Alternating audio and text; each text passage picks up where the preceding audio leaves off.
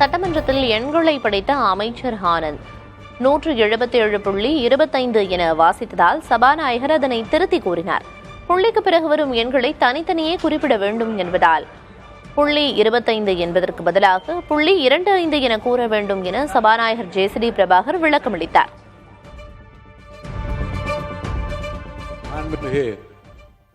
அமைச்சர் அவர்கள் பேசுகிற போது 117.25 என்று சொன்ன 117.25 என்று எடுத்துக்கொள்ள வேண்டும்.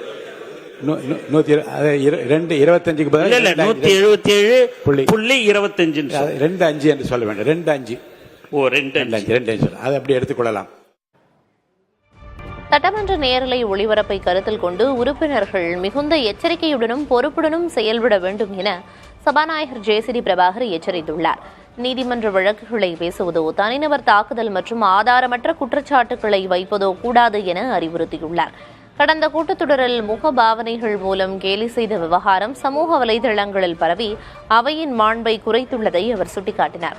இனிவரும் காலங்களில் கண்ணிய குறைவாக நடந்தால் உரிமை மீறல் நடவடிக்கை எடுக்கப்படும் என எச்சரித்தார். விவாதங்களில் சுருக்கமாகவும் தெளிவாகவும் பேசுமாறும் சபாநாயகர் பிரபாகர் கேட்டுக்கொண்டார்.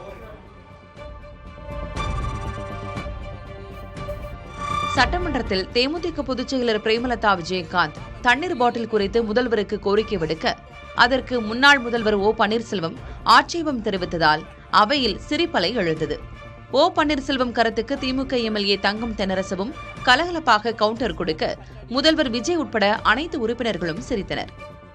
பெட் பாட்டில்ஸ்ல ஒவ்வொரு டேபிள்லயுமே பாட்டில்ஸ் நீங்க குடி தண்ணீர் வச்சிடலாம். குடிச்சிட்டு அவங்கவுங்க இடத்துல அவங்கவுங்க வச்சிட போறாங்க. அந்நியார் ஒரு நல்ல கருத்தை இங்கே சொல்லியிருக்கிறார்கள். அந்த கருத்து ஏற்புடையது அல்ல என்பதை நான் தெரிவித்துக் கொள்ள கடமைப்பட்டிருக்கேன்.